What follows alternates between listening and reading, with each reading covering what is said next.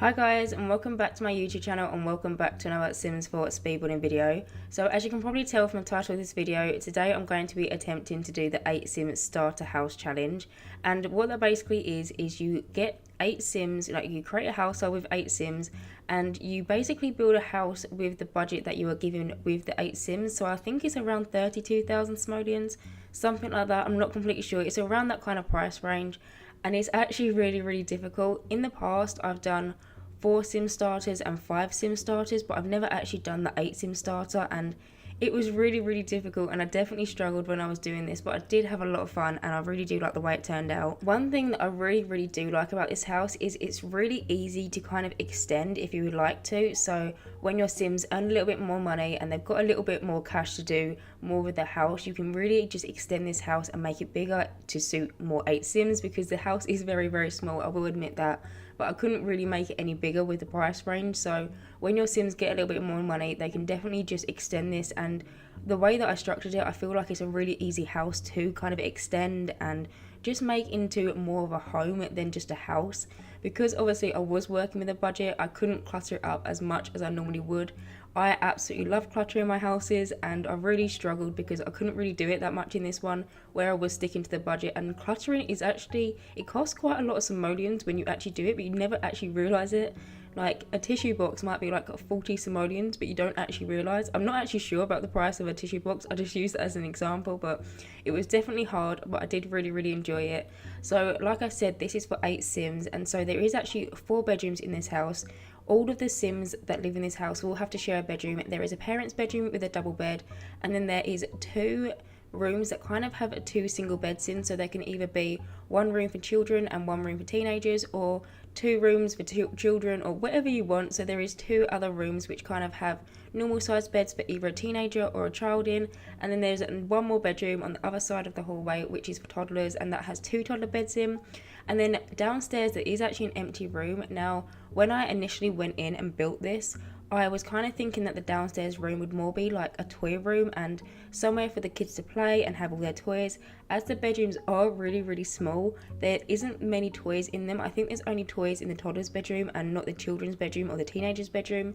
And so originally I was going to make that into a toy room, but when I actually got around to furnishing that, I kind of wanted to leave that to last. I realised I had no money left, and so that room is a completely empty room. But then again, when your Sims earn a little bit more money, it's just kind of like a blank canvas room which you can make into whatever you want. You can obviously make it into a toy room, or if you would like an office in this house, you can do that. I am a little bit sad that I wasn't actually able to fully furnish every single room in this house, because obviously that room is a completely blank room. But then again, I wanted to spend the money where I felt like it was necessary, and I still wanted the house to have a few paintings here and there, so I didn't want it to be completely blank walls. So I did kind of sacrifice furnishing that room for a few little bits of paintings and just decor items that make the house look a little bit more lived in. But anyway, talking about the build a little bit, as you can kind of see, I've done a little bit of landscaping around the front. Even though it is a starter house, I still wanted there to be a nice street appeal. I didn't want it to have no landscaping at all. And so I just did a little bit here and there. I just kind of scattered some plants and then put them into like a little bunch just to make it look a little bit more natural. I didn't want to put any flower beds into the front of this house, only because flowers can get really expensive, and once you start cluttering loads of different plants and flowers together, the price really does start racking up. And so I decided that I wasn't going to do that as soon as I started coming in and doing the landscaping. I've done a few starter houses in the past, and I've made that mistake so many times where I spent thousands of simoleons on just kind of like the street appeal, when I'd actually rather just kind of spend it on the inside of the house, because at the end of the day, that's where you're going to be playing in, not the outside of the house. So I did just do a few little plants here and there and just kind of scattered them about, make them look like they was kind of growing around the world. And yeah, it just gives a little bit more street appeal, and it's not so boring from the front. But now you can kind of see I've just moved in and I'm doing the inside the house. So like always, I did the wallpapering and flooring off camera because that takes me too long to decide.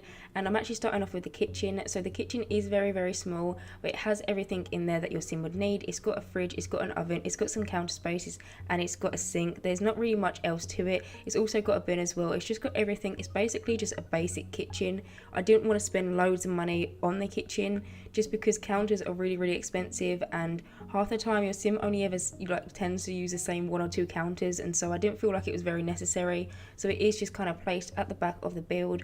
Now I've actually moved on and I'm doing the dining room. So in here, although there is 8 Sims in this house, the table only sits 6 Sims, but then again I was actually thinking about it, and with the 2 toddler high chairs it kind of makes up for all the Sims in the house. That is if you actually do have 2 toddlers living in this house and you don't switch up to be normal beds. So there is still place for everyone in the house to eat dinner and just sit together and all that kind of stuff. But moving on to the upstairs, so this is where I started doing the bedrooms. I kind of wanted to do the bedrooms before I did the rest of the house, like the lounge and stuff, just because I wanted there to be them in place and I knew kind of what the budget or what I had for the rest of the house. And so you can kind of see I've quickly done 2 of the bedrooms. So one bedroom has more of a blue theme and the other has kind of more of a green theme. I don't really know which room is for which ages, like I didn't know if one was going to be for children or teenagers. I just kind of made them a blue and green room so it can be whatever you would like.